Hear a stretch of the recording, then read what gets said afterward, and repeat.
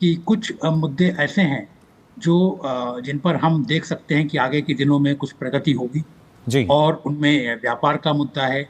है SCO summit attend करने के लिए तियानजिन में नरेंद्र मोदी पहुंच चुके हैं और वहां पर उनका रेड कारपेट वेलकम होता है, फूलों का गुलदस्ता पेश किया जाता है। और हैरत की बात यह है कि कहीं से भी नहीं महसूस हो रहा था कि इंडिया और चाइना किसी जमाने में एक दूसरे के एनिमी थे। से हमारे संबंध सुधरे हैं, वो एक एलिवेटेड पार्टनरशिप हमने एक तरह से जापान के साथ कर ली है। ऑस्ट्रेलिया भी भारत के साथ वैसी पार्टनरशिप करने के लिए रेडी है। आपको लग रहा है कि ये जो रिजीम चेंज की खबरें आ रही है उसके बीच में ही डोनाल्ड ट्रंप गायब हुए और जेडी वांस ने स्टेटमेंट दे दिया कि वो स्वास्थ्य उनका बिल्कुल ठीक है, लेकिन अगर जरूरत पड़ी तो मैं बिल्कुल तैयार हूं। तो अंदर खाने रिपब्लिकन्स में कुछ बड़ा चल रहा है। उनका भव्य स्वागत हुआ। टॉप ऑफिशियल्स जो थे चाइनीज कम्युनिस्ट पार्टी के, उन्होंने जाके स्वागत किया। और आज उनकी सबसे पहला जो उनका आज का एंगेजमेंट है वो ये है कि उनकी मीटिंग हो गई है शी जिनपिंग से। शी जिनपिंग जो है वो भी इसको इम्पोर्टेंट विजिट समझ रहे हैं कि इसमें इंडियन वजीर आजम भी जा रहे हैं। तू सारी बात छोड़, वेलकम तू सिर्फ चेक कर। ऐसा भव्य किस्म का वेलकम यार, मैं सच में हिल गया यार। और चाइना ने ऐसा वेलकम किया है, वो कंट्री जिसके साथ 5 साल तक इंडिया ने कोई इंडियन स्टाइल के अंदर नरेंद्र मोदी का वेलकम होता है, इंडियन गाने बजाए जाते हैं, उस तरह का रस्म किया जाता है। तो इंडियन कल्चर को हमने चाइना के अंदर प्रमोट होता हुआ इस विजिट में देखा। ये एक नया भारत है और देखो जियोपॉलिटिक्स में कितना बड़ा शिफ्ट आया एकदम, बहुत ज्यादा, बहुत। मैंने ऐसा शिफ्ट नहीं देखा भाई। सबसे ज्यादा जलन इस टाइम अमेरिका को हो रही है और पाकिस्तान को। जाहिर बात है पाकिस्तान। दोस्तों, भारत स्पेशल में आपका स्वागत है। प्रधानमंत्री नरेंद्र मोदी 2 दिवसीय चीन के दौरे पर हैं। वहां वह एससीओ मीटिंग में हिस्सा लेने के लिए पहुंचे हैं। इस दौरान प्रधानमंत्री मोदी की मुलाकात चीन के राष्ट्रपति शी जिनपिंग से हुई। चीन के राष्ट्रपति और प्रधानमंत्री मोदी की मुलाकात 7 सालों बाद हुई। यही कारण है कि इस बार सबकी निगाहें इस मुलाकात पर टिकी हुई है। यहाँ तक कि वेस्टर्न मीडिया भी इस मुलाकात को कवर कर रहा है। अमेरिकी टैरिफ के बीच चीन के साथ भारत की नजदीकियों पर पूरी दुनिया की नजरें हैं। तंजिन में प्रधानमंत्री मोदी और चीन के राष्ट्रपति शी जिनपिंग के बीच द्विपक्षीय बैठक करीब 1 घंटे तक चली। प्रधानमंत्री मोदी के साथ विदेश सचिव विक्रम मिश्री और एनएसए अजीत डोभाल भी मौजूद रहे। चीन के राष्ट्रपति शी जिनपिंग के साथ द्विपक्षीय बैठक के दौरान प्रधानमंत्री मोदी ने कहा, पिछले साल कजान में हमारी बहुत ही उपयोगी चर्चा हुई थी, जिससे हमारे संबंधों को सकारात्मक दिशा मिली है। सीमा पर सैनिकों की वापसी के बाद शांति और स्थिरता का माहौल बना है। बैठक के दौरान शी जिनपिंग ने कहा, प्रधानमंत्री मोदी आपसे मिलकर बेहद खुशी हुई। मैं एससीओ शिखर सम्मेलन के लिए चीन में आपका स्वागत करता हूं। को आंखें दिखाना आज तक एशिया में हमेशा से आंखें झुका के उसकी पैरवी की गई है। और मैंने ये देखा कि फर्स्ट टाइम कोई एशिया में एक बंदा एक कंट्री खड़ा हुआ है जो अमेरिका को आंखों में आंखें डाल के ये कह रहा है कि भाई आप जितना मर्जी टैरिफ लगाएं, आप जो मर्जी कर लें, मैं अपने बलबूते पे अपनी कौम को इस क्राइसिस से निकालूंगा। और यकीन करें कि वो अपनी इस क्राइसिस से निकालने के लिए जद्दोजहद कर रहा है। देखिए, रशिया एक बहुत बड़ी गेम चेंजर है इस टाइम, और चाइना भी। और रशिया की अगर हम यहाँ पे थोड़ी सी बात करते चले तो रशिया से क्रूड ऑयल लेना इंडिया के लिए एक फ़ायदेमंद भी है। और देखिए, और फिर रशिया ने स्पेशली उसको क्रूड ऑयल पर एक सब्सिडी दी, यानी कि एक 5% ऑफ कर दिया। देखिए, 60 फी बैरल अगर तेल लेना, और अब वही तेल जो है वो 56 या 57 के नियर अबाउट फी बैरल ले रहा है। अपना तेल जो है यूक्रेन को बेच रहा है, आज तो ये भी चीज एक्सपोज हो गई। देखिए, मैं वही कुछ चीज़ें ऐड करना चाह रहा था कि अगर इन फ्यूचर, क्योंकि हमें बहुत सारे ममालिक की आपस में कलबिश नज़र आ रही है कि वो आपस में लड़ते नज़र आ रहे हैं। फ़र्ज़ करें कि चाइना यहाँ पे ईरान और इसराइल की दोबारा से कोई लड़ाई स्टार्ट हो जाती है, उसका बेनिफिट इंडिया उठाएगा। क्यों? क्योंकि इंडिया ने जो ये क्रूड ऑयल है इसको किस तरह से, जैसे आज जापान के साथ जापान के प्रधानमंत्री ने, हमारे प्रधानमंत्री ने बहुत महत्वपूर्ण समझौतों पर हस्ताक्षर किए हैं।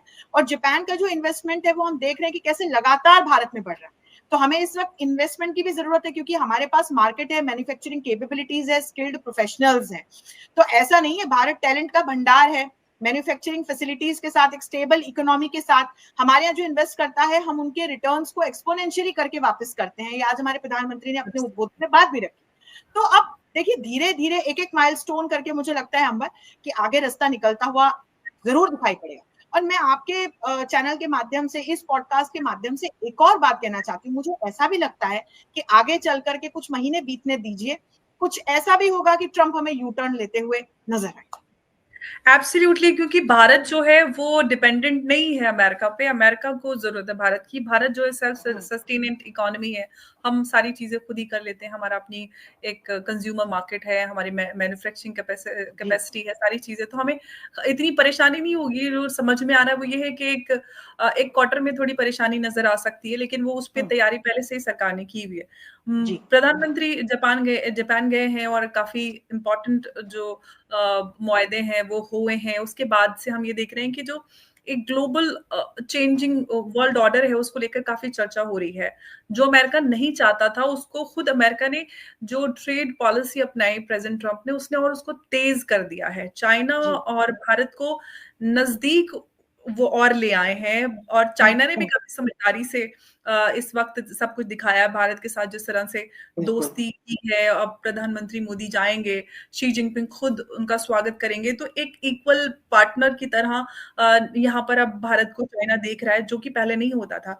इस सब को आप कैसे देख रही हैं, जो अब तक शायद बहुत कम लोगों की का इस पे ध्यान जा रहा है? अंबर, ये बहुत ही अच्छा बिंदु है और इस एक बिंदु में बहुत सारे पॉइंट्स हैं और बहुत सारे टेंजेंट्स हैं, बहुत सारे डायमेंशंस हैं। एक एक करके सबकी और आप सबको ले चलना चाहूंगी। मैं अपने दर्शकों को कुछ फैक्ट्स भी बताना चाहूंगी। वर्तमान जो भू राजनीतिक परिस्थितियां हैं उसमें हम देख रहे हैं कि कैसे ट्रंप ने हमारे ऊपर, ग्लोबल साउथ के दूसरे देशों के ऊपर अपना एक बहुत ही हेफ्टी टैरिफ इम्पोज किया है, और इसके पीछे के कारणों पर हम लगातार चर्चा कर रहे हैं। ट्रंप ब्रिक्स को नहीं देख पा रहे थे, बर्दाश्त नहीं कर पा रहे थे। जो तमाम ग्लोबल साउथ के देश नेतृत्व की भूमिका में लगातार आगे बढ़ रहे थे, वो ट्रंप को बर्दाश्त नहीं है।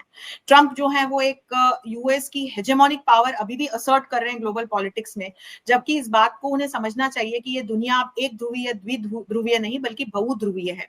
There are multiple poles of power today, और पावर जो है वो अब सिर्फ टेरिटोरियल पावर या आपकी मिलिट्री पावर से ही डिफाइंड नहीं है, आपकी कल्चरल इकोनॉमिक पावर से भी डिफाइंड है। तो जो भी है, अभी हमारे ऊपर जो टैरिफ लगे, तो इसमें अब किस तरह से देखिए आप, राजनीतिक संतुलन तो बिगड़ा, क्योंकि अमेरिका के साथ स्ट्रेटेजिक पार्टनरशिप का हमने एक नया अध्याय शुरू किया था, लेकिन एक झटका लगा। तो अब क्या है, अब किस तरह से राजनीतिक परिस्थितियां बदल रही हैं। हम ये ना भूलें कि जितना हमें चीन की आवश्यकता है, क्योंकि कई एक्सपर्ट्स इस बात को रख रहे हैं कि भारत को चीन की आवश्यकता है, मैं इस बात को बताना चाहती हूँ कि हमसे ज्यादा चीन को भारत की आवश्यकता है। वो कैसे? तो आप देखें कि बीते कुछ दिनों में क्या हुआ। ट्रंप ने आसिफ मुनीर को अपने लंच पर बुलाया, अपने एक स्पेशल गेस्ट बनाकर उन्हें आमंत्रित किया। फिर आसिफ मुनीर ने भी बदले में ट्रंप के बड़े कसीदे कढ़े और ट्रंप के को नोबेल प्राइज मिले, इसकी उन्होंने अनुशंसा की। इसके पीछे का कारण क्या था? पश्चिमी एशिया का युद्ध थिएटर। वहां पर हमने बीते दिनों अमेरिका को ईरान के साथ सीधे सीधे इंगेज होते हुए देखा। पहले अमेरिका ने अटैक किया ईरान पर, फिर ईरान ने भी रिटेलिएट किया। ईरान रुका नहीं, पीछे नहीं हटा। तो अब इस पूरी परिस्थिति में ट्रंप को दिख रहा था कि ईरान की जो बॉर्डर है वो पाकिस्तान के बलूचिस्तान से मिलती है, तो वहां कहीं डायरेक्टली पाकिस्तान इन्वॉल्व ना हो जाए, क्योंकि पाकिस्तान एक प्रो ईरान नेशन है, और कहीं गलती से चीन